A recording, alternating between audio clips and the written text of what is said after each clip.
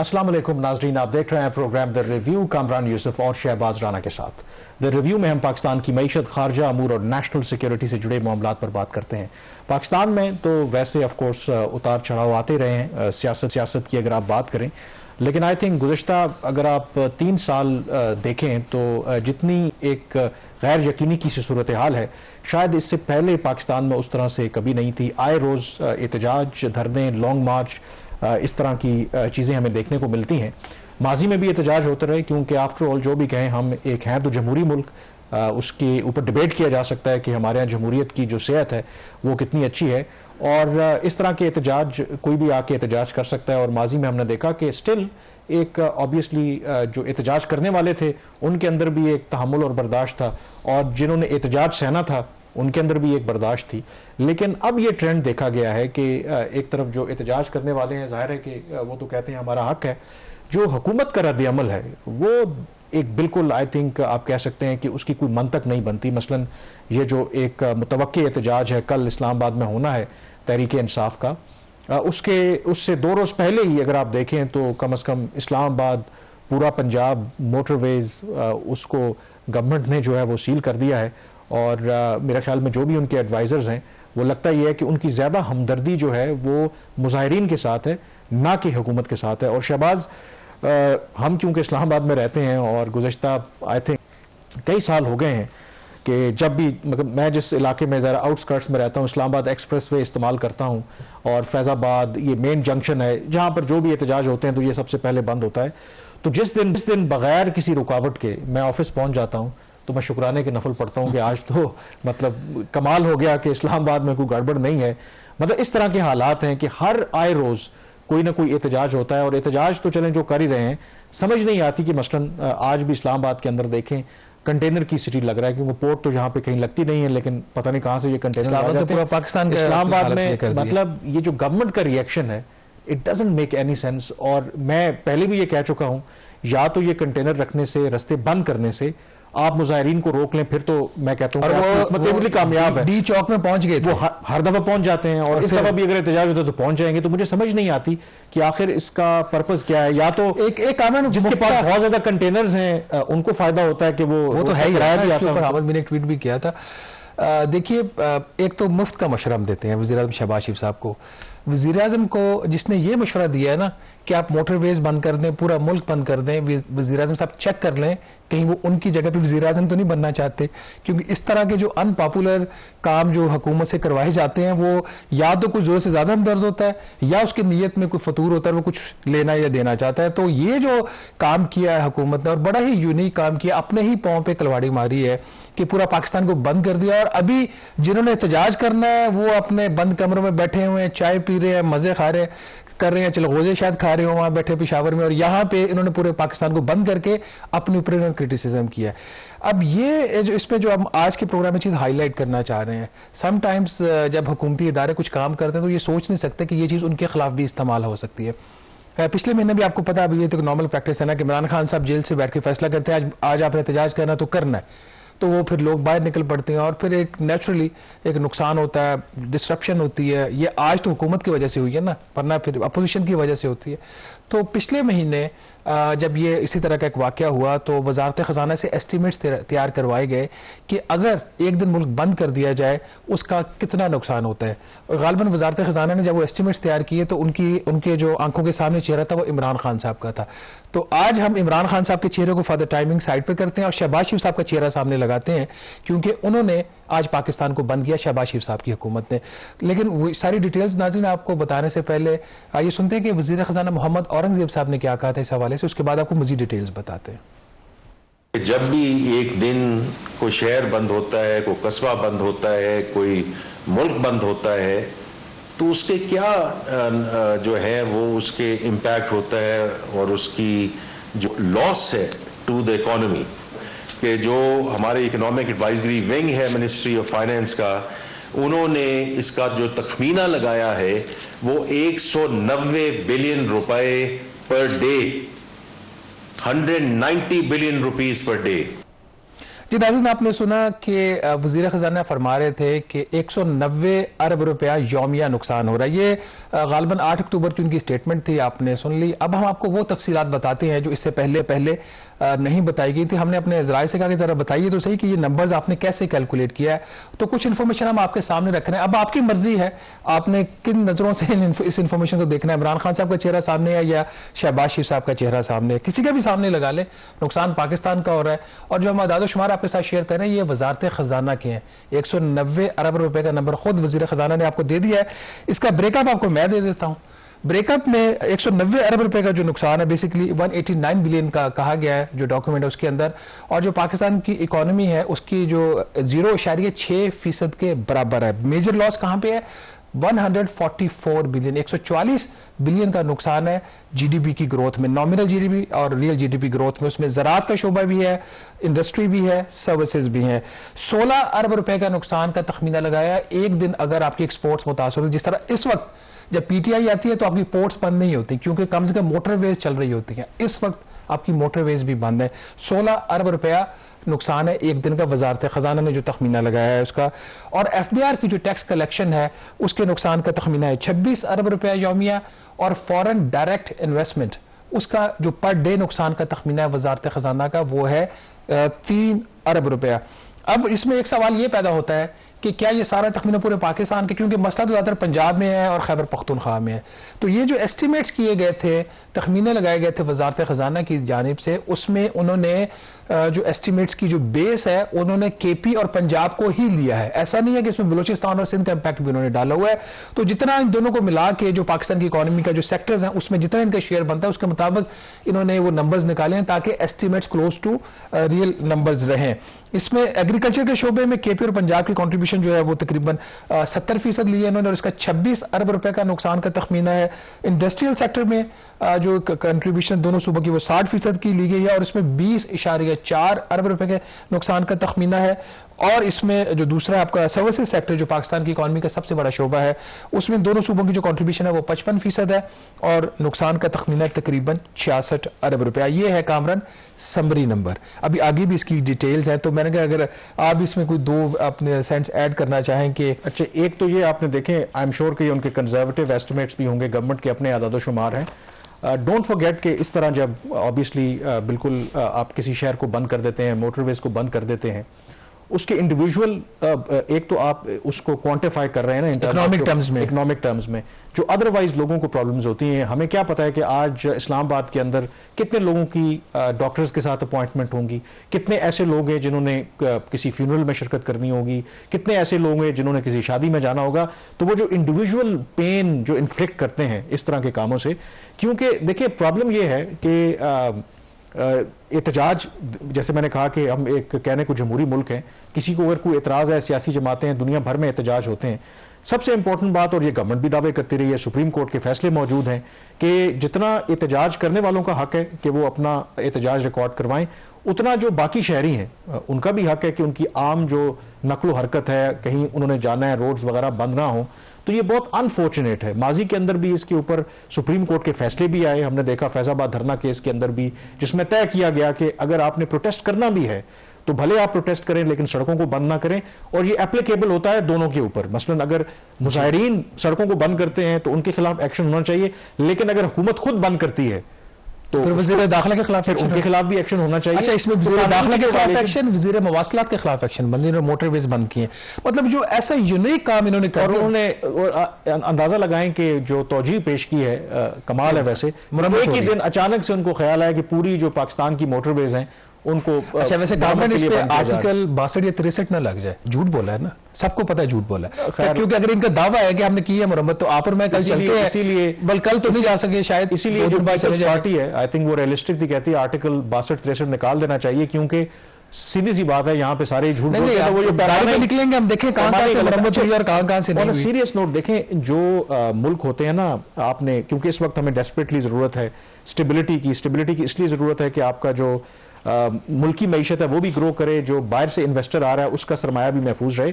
मुझे इस बात पर एक वाकया याद आ गया। देखें, पाकिस्तान में भी उतार चढ़ाव आते रहे, थाईलैंड के अंदर भी आपको पता है कि पॉलिटिकल इंस्टेबिलिटी रही, वहां पर भी मिलिट्री कूज हुए। तो कुछ अर्सा पहले मेरी पाकिस्तान के किसी रिटायर्ड डिप्लोमेट से बात हो रही, तो उन्होंने जिक्र किया कि थाईलैंड जो है, आपको पता है कि उसकी जो सबसे बड़ा जो अर्निंग है वो उनकी सियाहत की इंडस्ट्री है। तो उन्होंने कहा कि मैं एयरपोर्ट के ऊपर मौजूद था बैंकॉक में, और वहां पर हर चीज बिल्कुल नॉर्मल चल रही थी, और पता बाद में चला मुझे कि वहां पर कू हो गया है, ठीक है।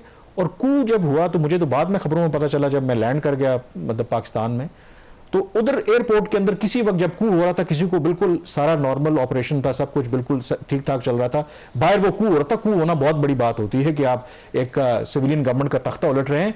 तो उन्होंने वहां से एक बात कंक्लूड की, उन्होंने कहा कि ये उनका कमाल है कि इवन जब कू भी हो रहा था तो जो कू करने वाले थे उनको पता था कि जो सियाहत का शोबा है ये लाइफ लाइन है थाईलैंड के लिए, तो उन्होंने जो सियाहत का शोबा है उसको डिस्टर्ब नहीं होने दिया। उन्होंने कहा कि अगर यहां पे खलल डालेंगे, एयरपोर्ट को बंद कर देंगे, तो फिर हमें तो बहुत बड़ा नुकसान होगा। कि वहां पे भी उन्होंने एक्सट्रीम सिचुएशन के अंदर एक फाइन लाइन ड्रॉ की, अपने जो इंटरेस्ट हैं, जो मुल्क के इंटरेस्ट हैं, उनको मुकद्दम रखा। तो ऐसे दुनिया जो है वो तरक्की करती है, हम जो हैं वो खुद से ही सब कुछ बंद कर देते हैं। कामरान देखिए, एक तो अगेन वज़ीर आज़म साहब का मैं मुफ्त मशवरे देने के मूड में हूँ। वज़ीर मवासलात भी उनका ताल्लुक भी नून लीग से नहीं है, और जो वज़ीर आपके हैं दाखिला उनका ताल्लुक भी नून लीग से। चेक कर ले कि ये क्यों उनको इस तरह के मशवरे दिए जा रहे हैं, वो प्रूव कर रहे हैं। जो आपने बात की कि जी कहाँ कहाँ इसका इम्पैक्ट आता है, पैदावारी शोबे के ऊपर इम्पैक्ट आता है, डेली वेजेस के ऊपर, ये खुद लिखा हुआ है इनके डॉक्यूमेंट के अंदर, लिखा हुआ है वजारत खजाना की। उसके बाद आपकी जो एक्सपोर्ट्स का आपने जिक्र कर दिया, इंडस्ट्री का कर दिया, इनका जो एस्टीमेट है उसके मुताबिक कोई तकरीबन 342 अरब रुपया जो है उसकी पर डे उसकी वैल्यू है पाकिस्तान की जीडीपी की। तो उसके अंदर अगर 198 या 190 अरब रुपए का नुकसान हो जाता है तो बाकी पीछे बचा क्या। एफबीआई की टैक्स कलेक्शन की भी उन्होंने यही सूरत हाल बताई हुई है। तो अगर इसमें कुछ ऐसी चीजें जो अभी तक शामिल नहीं है, हुकूमती अखराजात कितने इजाफी होंगे, तोड़ फोड़ अगर होती है या खुद हुकूमत तोड़ फोड़ करती है, जैसे हुकूमत ने खुद पिछली दफा M1 जो आपकी मोटरवे है पेशावर से इस्लामाबाद की, उसमें उन्होंने गड्ढे खोद दिए, उसका नुकसान। अच्छा, बाकी जो कंटेनर्स हैं जो लगाते हैं उसका इन्होंने तो ऐसे फेंके हुए थे कंटेनर्स का नुकसान, फिर जो उनकी रिपेयर, फिर मेंटेनेंस। तो ये जो सारी चीजें हैं ये इस चीज की अक्कासी करती हैं कि इस वक्त जो रियासत पाकिस्तान है ना, और जो वो बिल्कुल भी उसका कोई वाली वारस नहीं है। एक लड़ाई चल रही है, एक जंग चल रही है, और हमारी जंग अपने आप के साथ है। हमारी जंग इंडिया के साथ नहीं है, चाइना के साथ नहीं है, हमारे अपने साथ जंग चल रही है। एक इसमें डिस्क्लेमर देना भी जरूरी है, इसका हरगिज मतलब ये नहीं है कि हम कंडोन कर रहे हैं उन एक्ट्स को कि अगर आप मुजाहरे करते हैं और वो तशद्दुद मुजाहरे होते हैं और स्टेट के जो इदारे हैं उनको टारगेट करते हैं, उसको कोई कंडोन नहीं कर रहा, वो भी बिल्कुल काबिल मुजम्मत है। हम तो दोनों की बात कर रहे हैं, वही मगर जो डिस्टर्ब करता है, लेकिन क्योंकि हुकूमत जो होती है, हुकूमत वक्त होती है, उसका ये फर्ज बनता है कि लॉ एंड ऑर्डर को मेंटेन करना। और क्योंकि अगर आप ऐसी हरकतें करेंगे तो उससे क्या होगा कि आप बेसिकली तो मुजाहिरीन का पर्पस सर्व कर रहे हैं ना, आप जो हुकूमत ना जो फर्ज अदा करना है लॉ एंड ऑर्डर को मेंटेन करने का, वो नहीं कर रहे। और दूसरा फिर हुकूमत ये भी कह रही है कि, और इसमें भी बाद में हकीकत है कि अगले ही हफ्ते यानी कि मंडे को एक अहम स्टेट विजिट हो रहा है। जो बेलारूस के प्रेसिडेंट हैं वो पाकिस्तान के दौरे पर आ रहे हैं, एक strong high level 80 member delegation के साथ वो पाकिस्तान आ रहे हैं।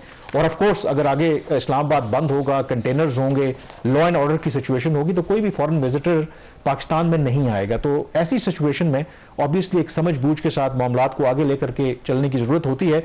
और हम बेलारूस के सदर की जो विजिट की बात करें, इसकी क्या सिग्निफिकेंस है, तो ब्रेक के बाद इस पर बात करेंगे।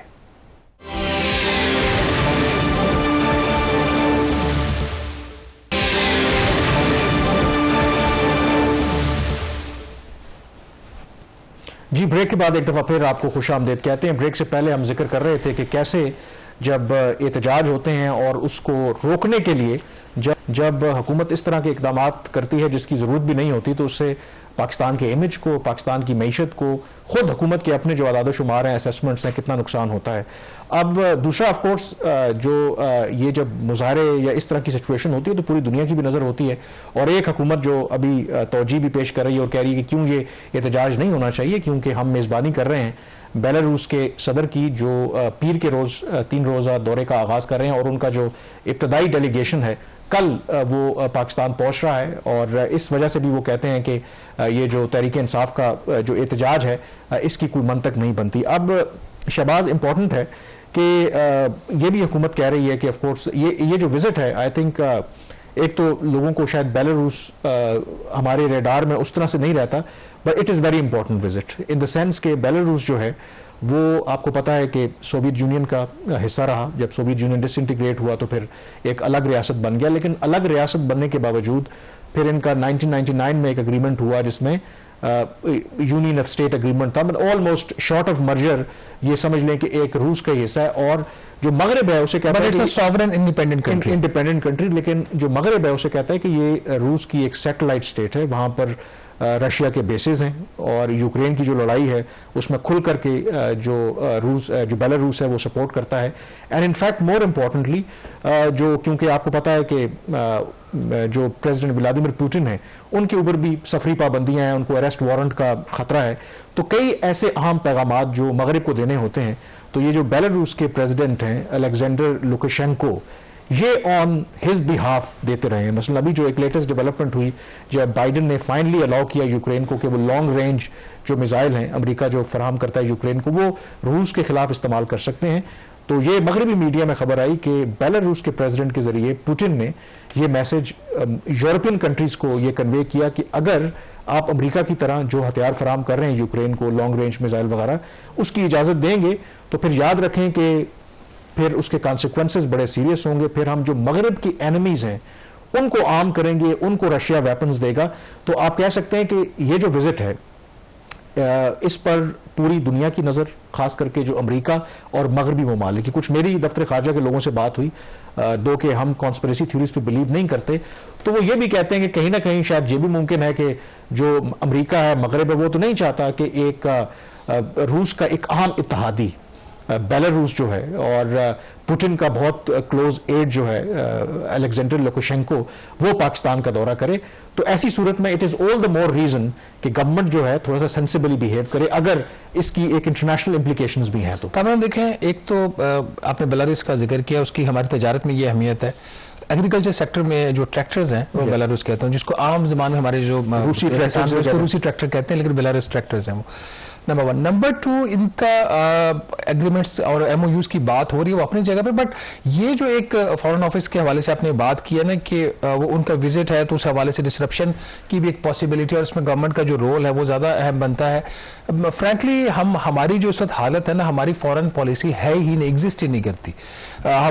वो इसलिए एग्जिस्ट नहीं करती कि हमारे जो खिते में चंद अच्छे दोस्त ममालिक होते थे, उनसे हमारे ताल्लुकात या कशीदा हैं या ख़राब हो चुके हैं। चाइना के साथ आप अपनी सूरत हाल देख लें, चाइना जितनी पाकिस्तान की मदद चाइना ने की है, दुनिया के किसी मुल्क ने नहीं की। उसके साथ इस वक्त जो सूरत हाल है वो कोई अच्छी नहीं है, आइडियल नहीं है। सऊदी अरेबिया की सूरत हाल देख लें, मोहतरमा जो उनकी वो वाइफ है इमरान खान साहब की, उनकी जो स्टेटमेंट है ये हाईली मतलब इरैशनल स्टेटमेंट आई है। ताल्लुकात वहाँ पे उसके ऊपर क्या इम्पैक्ट होगा। ओवरऑल आपकी जो पॉलिसी है that is subservient to the western foreign policy agenda, because we are in the IMF program, और हमारे ऊपर जो इम्प्लीकेशंस हैं, कंपल्शंस हैं उस प्रोग्राम की, उसकी वजह से हम उस तरीके से रीजनली मूव नहीं कर पाए। सवाल यहाँ भी ये पैदा जो मैं आपसे पूछना चाह रहा हूँ सारे बैकग्राउंड के साथ, कि अगर ये विजिट होता है जो कि हो रहा है अभी तक, तो उसमें आप किस हद तक मेजर कोई ब्रेक थ्रू जो है वो एक्सपेक्ट कर सकते हैं। आई थिंक ये एक दिन से ज्यादा का विजिट है, एक दिन का ये विजिट भी नहीं है, 3 दिन का ये विजिट है। आई थिंक जो दूसरी आप बात करें, बिल्कुल हमारी जो हम हमेशा अमेरिका के और मगरब के इत्तेहादी रहे हैं, लेकिन अब दुनिया में जो कुछ जियो स्ट्रेटेजिक रीअलाइनमेंट्स हो रही हैं, तो उसमें ऑब्वियसली पाकिस्तान भी अपने जो ऑप्शंस हैं वो डाइवर्सिफाई कर रहा है। इसमें कोई शक नहीं है कि आई थिंक जो फॉरेन पॉलिसी है वो इस हुकूमत की आई थिंक बिल्कुल तरजीहात में शामिल नहीं है। और एक मैं बात कहूँगा, मतलब ऑब्वियसली जो इसहाक डार साहब, भले वो फाइनेंस मिनिस्टर अच्छे हों, उनके बारे में दफ्तर खारजा में भी कोई अच्छी राय नहीं है। उनका सिर्फ एक ही फोकस है, और ये भी एक बहुत बड़ी वजह है आई बिलीव, जो बेस्ड ऑन जो मेरी लोगों से बात होती है, that he was a wrong choice. किसी बेहतर शख्स को जिसको इंटरेस्ट होता, तो इसहाक डार साहब का एक तो इंटरेस्ट भी नहीं है इन चीजों को। वो हमेशा जब भी किसी फोरम पे भी जाएंगे तो वो एक और 70% इकोनॉमी डार साहब ही चला रहे हैं, तो कमेटीज जिनके वो हेड कर रहे हैं, जो सब्जेक्ट्स हैं सबको पता है। वो अगर उनका सब्जेक्ट स्पेशलिस्ट हैं तो किसी ऐसे डेडिकेटेड, क्योंकि foreign policy is a full time job, एक तो इसके अंदर ये फैक्टर है। दूसरा आई थिंक थोड़ा सा आई बैक टू डिफर कि हम ऑब्वियसली हम एक मुश्किल सूरत हाल में जरूर हैं। ये जो विजिट भी हो रहा है, हम कोशिश करते हैं कि जो भी हमारी इस वक्त इस्तात है, IMF के प्रोग्राम में हैं, हम बाकी जो अपने दोस्त ममालिक हैं उनसे भी पैसा लेते हैं। ये जो विजिट है ये बेसिकली एक कोशिश है कि हम अपनी जो फॉरेन पॉलिसी है उसमें एक तवाज़ुन मेंटेन करने की कोशिश करते हैं। मैं यही आपसे कह रहा हूं कि ये कोई इतना आसान नहीं है कि आप बेलारूस के प्रेसिडेंट को इस मौके के ऊपर होस्ट कर रहे हैं जब टेंशन जो है एक दफा फिर रूस और मगरबी ममालिक के दरमियान बहुत ज्यादा बढ़ रही है। जो मिसाइल अटैक जो आपको बेलारूस की एक और जो सिग्निफिकेंस, आपने ट्रैक्टर्स की तो बात की, बेलारूस क्योंकि सोवियत यूनियन का हिस्सा रहा है तो कई जो रशियन मेड जो मिलिट्री इक्विपमेंट है, टेक्नोलॉजी है, वो पाकिस्तान ऑब्वियसली उनसे लेता रहा है हमारे, और इस डेलीगेशन के अंदर मिलिट्री के, उनके डिफेंस के बड़े अहम लोग भी आ रहे हैं। और इस हद तक आई थिंक पाकिस्तान और बेलारूस का क्योंकि अंडर द रेडार रहता है। इस साल अप्रैल में अगर आप देखें तो अमेरिका ने 3 चीन की कंपनियों के ऊपर और एक जो बेलारूस की कंपनी थी जिन पर पाबंदी आयद की थी। इल्ज़ाम क्या था कि वो एक ड्यूल यूज टेक्नोलॉजी जो है वो फराहम कर रहे थे पाकिस्तान को, जो सप्लाई कर रहे थे कुछ ऐसा टेक्नोलॉजी और कुछ ऐसी मशीनरी जो पाकिस्तान जो लॉन्ग रेंज मिसाइल में उसमें इस्तेमाल होती है। तो बेलारूस की कंपनी भी उसमें शामिल थी। तो ये जो रिलेशनशिप है पाकिस्तान और बेलारूस के, उस लिहाज से बड़े सिग्निफिकेंट है, ट्रेड एंड डिफेंस दोनों इसमें कंपोनेंट्स इंपॉर्टेंट है। और उसमें जो आप वो बात कर रहे हैं, ये पाकिस्तान की तरफ से बेसिकली हर जो मुल्क है जिसकी भी इस्तिताअत, तो हेजिंग करता है ना, आप अपने लेवरेज करते हैं। तो बेसिकली अगर आप देखें कि बेलारूस के प्रेसिडेंट को होस्ट करना, हम एक कोशिश कर रहे हैं लेवरेज करने की, भले हमारी उस तरह से इस्तिताअत ना हो। और अगर आप रिसेंटली देखें, जिस पर मेरी कुछ जो वेस्टर्न डिप्लोमैट्स हैं वो भी बड़े आईब्रोज रेज हुए हैं, कि आप देखें कि रशिया के डिप्टी प्राइम मिनिस्टर, रशिया के प्राइम मिनिस्टर, उनके मिलिट्री के लोग अगर पिछले 6 महीने में देखें तो बहुत ज्यादा फ्रीक्वेंसी है। तो अगर मैं दूसरी बात कर रहा हूं कि हम चेस्ट बीटिंग बहुत करते हैं, अपने आप को बहुत ज्यादा क्रिटिसाइज भी करते हैं, कि अगर हम बिल्कुल ही अमेरिका के नीचे लगे हों तो शायद फिर इस तरह की जो मूव्स हैं वो आप ना करें, क्योंकि आई एम श्योर कि अमेरिका इन बातों में ये चीज है ना कामरान के कंक्रीट आउटकम्स क्या है। विजिट होना एक चीज होती है, वो तो खान साहब भी गए थे जब जिस दिन रूस ने अटैक किया था यूक्रेन के ऊपर, खान साहब वहां पे मौजूद। कंक्रीट विजिट का ये है कि सम टाइम आपको एक तो विजिट हो गया ना, वजह से पाकिस्तान आए। चीन के साथ आपके बहुत से ऐसे जो अरेंजमेंट्स होते हैं, आपको पता है कि दुनिया की वो नजर है, सम टाइम ये होता है कि अंडर द रेडार एक्सेप्शन ना। मैं इवन के बेलारूस की भी कह रहा हूं कि जो पाबंदी हम पे लगी, हम तो वो यही कह रहे हैं कि हम तो एग्रीकल्चर के लिए वो मशीनरी इंपोर्ट कर रहे हैं। मतलब पाकिस्तान तो दो के डिनाई करता है कि ऐसी हम टेक्नोलॉजी को इंपोर्ट नहीं कर रहे थे। तो मैं ये कह रहा हूं कि हो सकता है कि जब पूरी दुनिया देख रही है, अगर हमारे कोई डिफेंस या इस तरह की कोई डील्स होती हैं तो क्या वो उसको पब्लिक करेंगे आप? ऑब्वियसली वो सब्सटेंटिव पार्ट अगर है भी तो उसको पब्लिक नहीं करेंगे बिकॉज ऑफ जो आपकी वेस्ट से इतनी ज्यादा स्क्रूटनी होती है। बट ओवरऑल आई थिंक जो इंपॉर्टेंट आई थिंक इसके अंदर एस्पेक्ट है वो यही है कि बिल्कुल पाकिस्तान के ताल्लुकात तमाम जो दुनिया के ममालिक हैं, वो अमेरिका हो, चीन हो, यूरोपियन कंट्रीज हो, अरब ममालिक हों, अच्छे ताल्लुकात होने चाहिए, क्योंकि जितने आपके ताल्लुकात इन ममालिक के साथ, ज्यादा ममालिक के साथ होंगे तो आपके पास उतने ऑप्शन ज्यादा होंगे। क्योंकि कल अगर किसी मुल्क के साथ आपके ताल्लुकात खराब होते हैं तो you can always fall back on the other option. तो इस कॉन्टेक्स्ट में आई थिंक ये विजिट जो है वो बहुत इंपॉर्टेंट है, और देखेंगे कि जब इसकी कोई सब्सटेंटिव आउटकम आती है तो वो भी आपके साथ शेयर करेंगे। यहाँ पे ब्रेक लेंगे और ब्रेक के बाद फोकस करेंगे जरा इकोनॉमी के ऊपर। सो स्टे विद अस।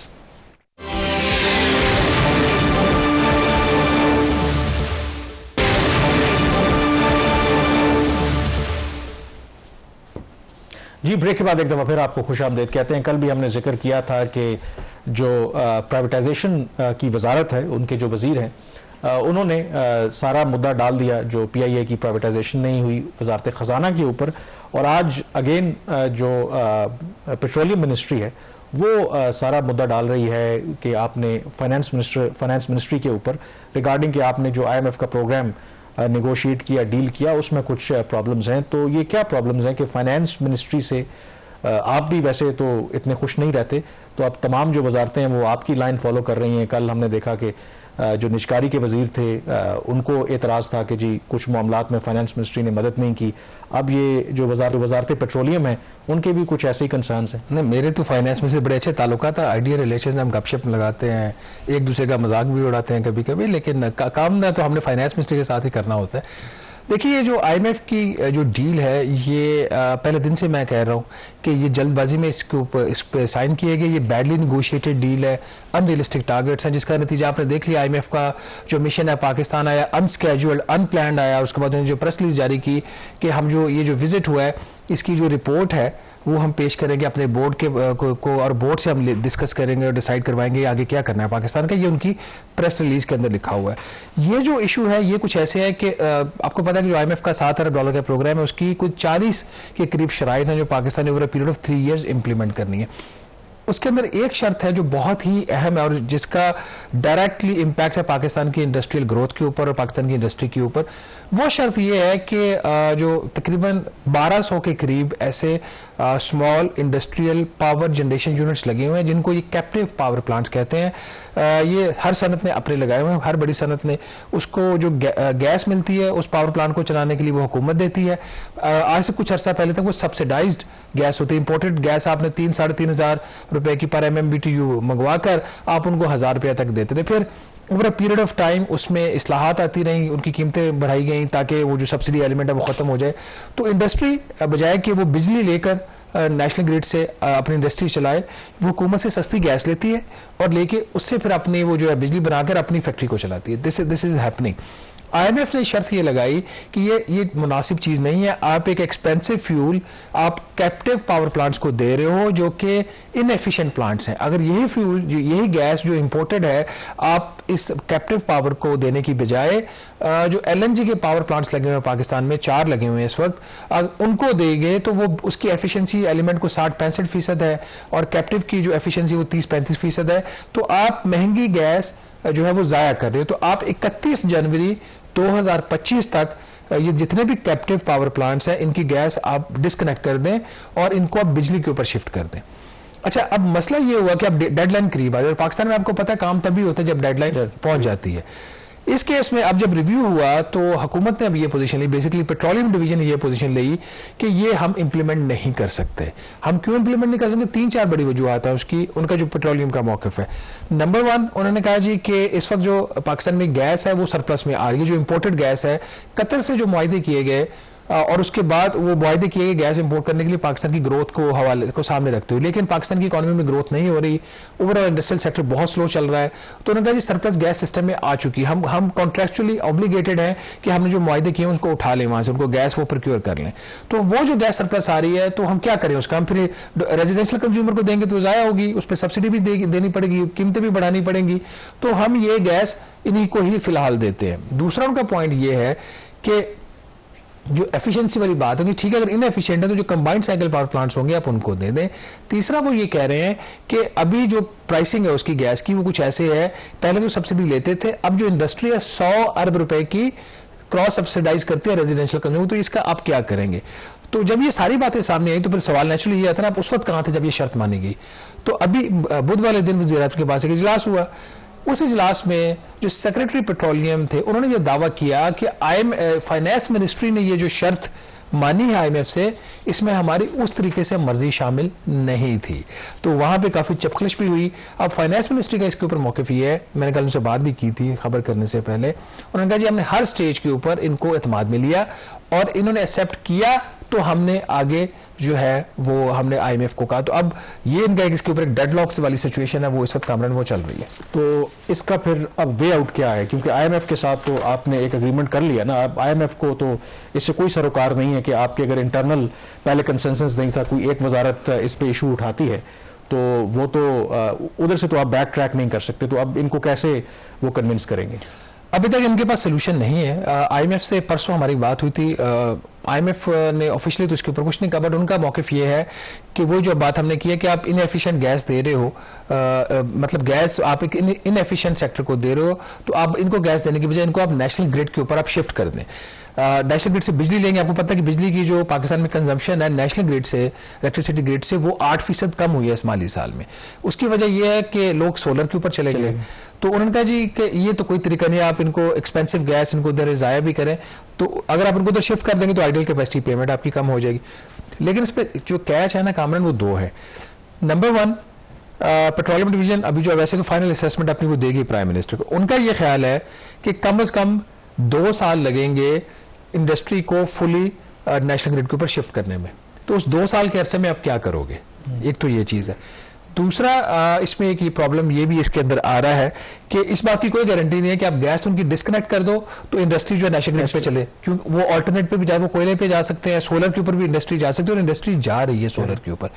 तो ऑल द वो बेस्ड उस तरीके से शायद वो नहीं ले सकता। और कॉस्ट ऑफ प्रोडक्शन पर भी, क्योंकि आइडिया तो ये है ना कि आप महंगी गैस लेके सस्ती अगर इसको दे रहे थे तो उसकी जो इनपुट कॉस्ट है वो कम हो, तो वो अगर आप नॉर्मल उनको रेट्स पे अगर बिजली बेचते हैं तो वो तो इंडस्ट्री तो बड़ी शोर मचाएगी। इस वक्त इनको तकरीबन 30 रुपए फी यूनिट पड़ रही है इनको बिजली, जो ये गैस लेके बनाते हैं ना, खुद इंडस्ट्री बनाती है, वो तकरीबन 30 रुपए फी यूनिट पड़ रही है। तो अगर ये नेशनल ग्रिड के ऊपर चले जाते हैं, ऑल दो हुकूमत ने इनकी क्रॉस सब्सिडी खत्म कर दी है, तो फिर भी तकरीबन 40 रुपए इनको फी यूनिट पड़ता है विदाउट टैक्सेस एंड वो जो सरचार्जेस हैं, तो एक तो उनकी कॉस्ट भी बढ़ जाएगी। तो ये एक बहरहाल एक नाज़रीन ये कैच 22 सिचुएशन से बन गई है।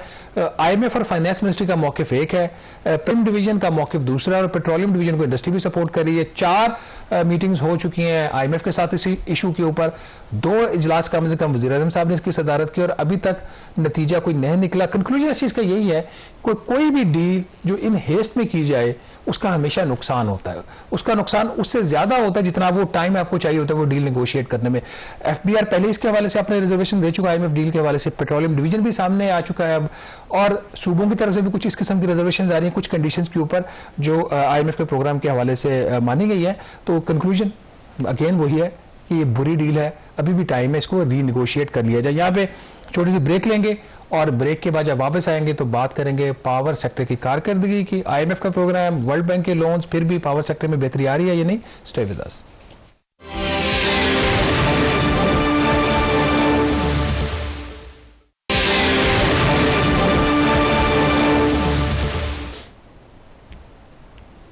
जी, ब्रेक के बाद एक दफ़ा फिर आपको खुशामदीद कहते हैं। जो सर्कुलर डेट है ऑफ कोर्स वो आप कह सकते हैं कि हमारे गले की हड्डी बना हुआ है। सक्सेसिव गवर्नमेंट्स मुख्तलिफ प्लान्स लाती रहीं, लेकिन इससे हम जान नहीं छुड़ा पाए। अब अगेन गवर्नमेंट ने एक नया जो सर्कुलर डेट मैनेजमेंट जो प्लान है उसकी मंजूरी दी है ताकि इस मसले को हल किया जाए। और जो अभी तक गर्दशी कर्जे की बात करें तो 2393 अरब रुपए जून तक हो चुका है जून तक। लेकिन ये जो नया प्लान जो मंजूर किया है गवर्नमेंट ने, तो उसके बावजूद भी इसमें कमी नहीं आएगी। जो एस्टिमेट्स हैं कि इसमें मजीद इजाफा होगा।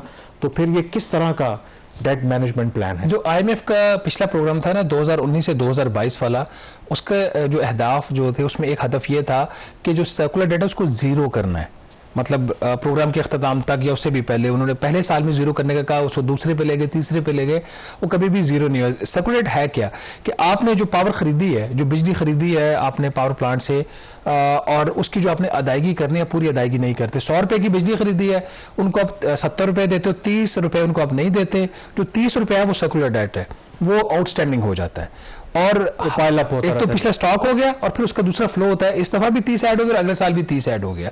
तो ये इसका कॉन्सेप्ट सारा इस प्लान का ये था। और जो फिर पावर कंपनीज होती हैं जो तेल या गैस और उनको चीजें खरीद रही है वो उसको पैसे पेमेंट नहीं कर सकती। हाँ। और दूसरा वो पेमेंट जो उनके स्पॉन्सर्स होते हैं, जो इन्वेस्टर्स होते हैं, उनको मुनाफा नहीं पीछे भेज सकते अपने। अगर चाइनीज है इसमें स्पॉन्सर्स या कोई और इसमें किसी का प्लांट है या लोकल प्लांट है, तो उसकी वजह से अब 2 इश्यूज हो गए। एक तो हो गया स्टॉक का, उसका स्टॉक का क्या, दूसरा फ्लो। ये जो मैनेजमेंट प्लान है इसका प्राइमरी पर्पस जो है वो फ्लो को जीरो करना था। और कैसे जीरो किया जाता है? बिजली की कीमत बढ़ाई जाती है हर साल, और कुछ अहदाफ दिए जाते हैं कि जब आपने ये काम करेंगे तो आपके नुकसानात कम हो जाएंगे। और तीसरा जो उसके अंदर होता है, हुकूमत बिजली के ऊपर सब्सिडी बजट से भी देती है। एक तो हम लोग भी देते हैं सब्सिडी, हम देते हैं, लेते नहीं है बाय द वे। उसके ये 3 काम करने से उसको जीरो करना होता है। हुकूमत ने जुलाई में बिजली की कीमतों में 51% तक इजाफा किया। उसके अलावा बजट में इस साल 1229 अरब रुपए की सब्सिडी रखी गई है, जिसमें तकरीबन 580 अरब रुपया सर्कुलर डेट का जो फ्लो ऐड होना है उसको कम करने के लिए। तो 580 अरब रुपया सर्कुलर डेट के फ्लो को कम करने के लिए 51% बिजली की आपने उसमें कीमत में इजाफा कर दिया। उसके बावजूद अब ये कह रहे हैं, जो प्लान अप्रूव किया अभी काबीना ने, कि जो अभी आपने कहा था ना 2393 अरब रुपया, उसमें इनका ख्याल है कि कम से कम मजीद 36 अरब रुपए का इजाफा होगा।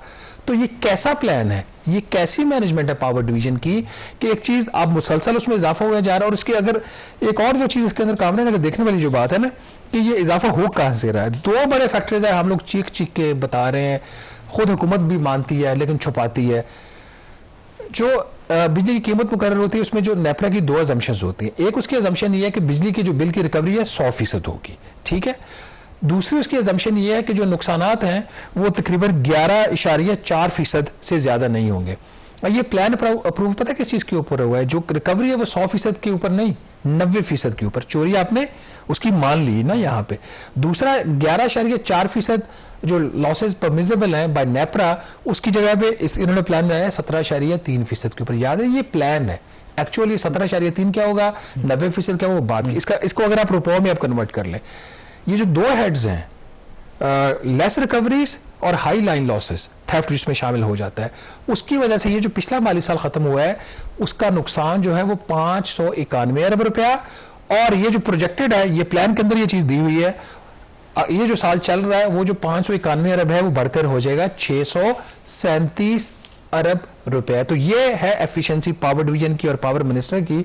इस हवाले से जब ये बहरहाल प्लान अप्रूव भी हुआ तो फाइनेंस मिनिस्ट्री के इसके ऊपर कुछ कंसर्न्स थे। आप कहते हैं मैं फाइनेंस मिनिस्ट्री के व्यू को सपोर्ट नहीं करता, उन्होंने एग्जैक्टली यही कहा है कि ये जो आपका मैनेजमेंट प्लान है इससे आपके सर्कुलर डेट में कमी नहीं हो रही, इजाफा हो रहा है, और ये जो लॉसेज हैं उसकी वैल्यू जो है और ये जो ओवरऑल रिकवरी है कंबाइन देखें तो उसमें भी इजाफा हो रहा है। तो आप अपनी जो एफिशिएंसी है इसको इम्प्रूव करें। तो इसका मतलब है कि जो फर्दर जब ये लग जा ही रहा है कि नन के बावजूद गर्दशी कर्जे में इजाफा होगा, तो एज यूजुअल जो गवर्नमेंट का एक तरीकाकार है कि जब टैक्स में शॉर्टफॉल है तो आप आवाम के ऊपर मजीद टैक्सों का बोझ डाल दो, और जब गर्दशी कर्जे जो हैं वो कंट्रोल में नहीं आ रहे तो बिजली मजीद महंगी कर दो। और अगर ऐसे ही मुल्क चलता है तो चल नहीं सकता। वैसे आफ्टर ऑल कोई ना कोई वायबल प्लान जो है वो फिर आपको तलाश करना पड़ेगा।